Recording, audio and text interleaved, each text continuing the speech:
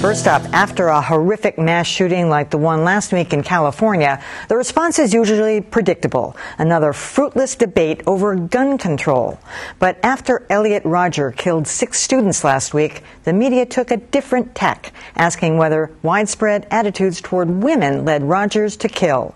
WGBH News reporter Adam Riley has more. I'm 22 years old, and I'm still a virgin. I've never even kissed a girl. It's clear that Elliot Rodger had a problem with women. His manifesto and YouTube videos are packed with chilling statements like, "I don't know why you girls aren't attracted to me, but I will punish you all for it." After Rodger's killing spree, that sparked a heated conversation. So this hashtag, Yes All Women, got about almost 1 million tweets. But it wasn't just social media that linked Rodger's crimes to his anger at women. Pundits noted that Rodger had frequented PUAHate.com, a website for sexually frustrated men. There is a whole world known as the manosphere of these sites. Eileen McNamara compared Rodger to Jared Remy, saying both reflect a culture that routinely glorifies male aggression and female submission. The Washington Post's Ann Hornaday went further, tying Rodger's crimes to movies like Neighbors, in which attractive women couple with less attractive men. A fabulous neighborhood. That enraged Neighbors star Seth Rogen, who tweeted, "How dare you imply that me getting girls in movies caused a lunatic to go on a rampage?"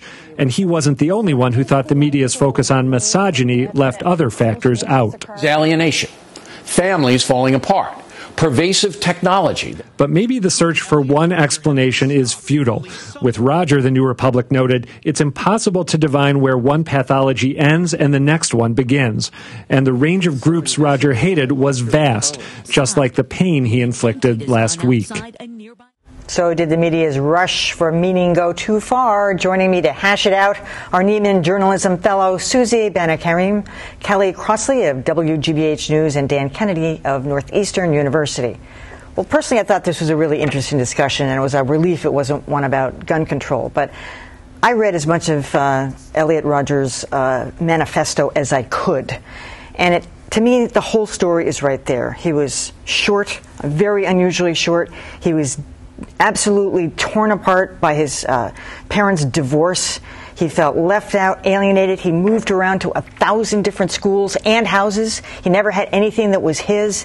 And, you know, it just devolved and devolved and devolved. And he probably could have had girls. I mean, he was actually very cute. He was handsome in a sense. I don't know exactly what his height was, but I mean, if you really read the Progressive story, it's very well written. It's very rational until right at the end where he says what he's going to do about it. So, I mean, as I said, I think it was part of an interesting discussion, but I wouldn't put this into the category of misogyny. Well, I mean, I think that what you're dealing with here is that mass murderers or notorious criminals of all kinds tend to tap into currents that are taking place within popular culture at that time. And there's no question that there are these misogynistic elements that he tapped into. But if it wasn't that, he would have found something else, I'm sure.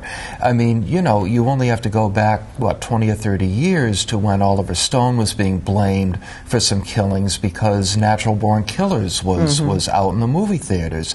And if you want to go way back, there were people who were upset with the Beatles because Charles Manson took some inspiration from the Beatles. So there's no question. I mean, the misogyny is real, and I'm sure we're about to hear about it, but this guy would have done what he did. Yeah, because he wanted to kill his little brother, and he did kill his roommates who were men. Absolutely. I mean, I think it's clear that he was mentally ill, and I think if there's one issue this should really highlight, it's that his family knew he was mentally ill and tried desperately to get help, and that there are very few avenues if you have a family member who's mentally ill, and a lot of an adult family member. So a lot of families came forward after Adam Lanza, after the Sandy Hook shooting, saying like, I know that my son is ill, but I can't get help.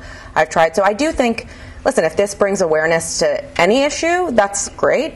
And I sort of feel that way also about the misogyny. I mean, yes, he was mentally ill. You know, who knows what ultimately triggered him.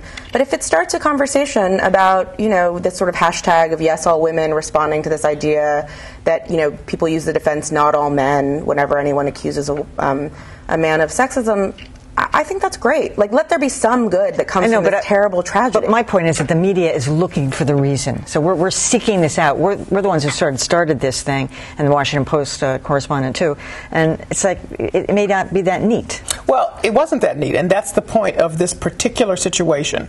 Rodger had a layered mental health response. I believe that's probably, experts would say that's everybody who has a serious mental health issue. So it's both and both in this scenario. Yes, he was definitely misogynistic. Something I didn't know. I looked at him and I thought to myself, he looks not quite white. So imagine my surprise in the next day when suddenly there was some really serious and cogent analysis about his mixed race status, and particularly what his issues were around Asians and himself. I mean, that didn't come out at first, and that played into his alienation. Nor did his sexuality. Which well, that also, too. I think. So my point is this: all of these things have layers. Yeah. So as reporters, in this case, when people took one piece of it to talk about, I thought that was fine because all of it was actually a part of this discussion. Now, if anybody is writing it at the end saying, and that's what the reason was, that's wrong. But to say this is part of the reason, I thought, okay, I didn't have a problem with that. And to say, like, this opens up a conversation, you know, this isn't the absolute reason, but this opens up a conversation about other things. I don't think that that's necessarily a negative. I will say the one thing I thought was appalling was that some news organizations, specifically the New York Post, started to post pictures of the women he felt rejected him. Oh my God. I feel like that was horrible. They did not have anything to do with this story. They were completely victims in this, and they did not deserve to have their lives exposed or to be like tied up in this in any way. So I thought that was actually blaming really them. misogynistic. Right. Yeah, totally. No, absolutely. Well, these are the same people that posted the wrong folks after the bombing. Yeah, so, exactly. So there you go. And I mean, this could really cause tremendous damage to them for quite a while to come. Yeah. Of course, yeah. It's really so. Anyway, I thought a varied, layered discussion was appropriate. Well, we'll see what happens next time. We'll figure out another cause to blame.